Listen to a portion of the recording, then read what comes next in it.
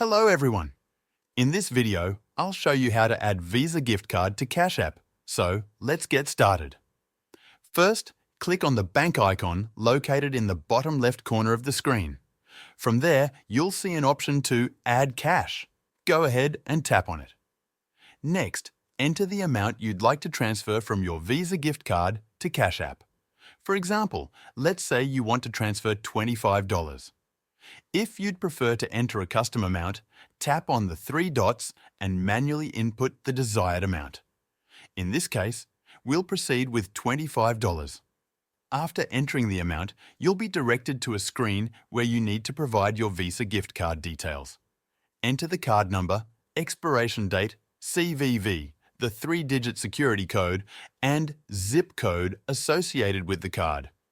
Once all the required information is entered, the Link Card button will become clickable. Select it, and your Visa gift card will be linked to Cash App.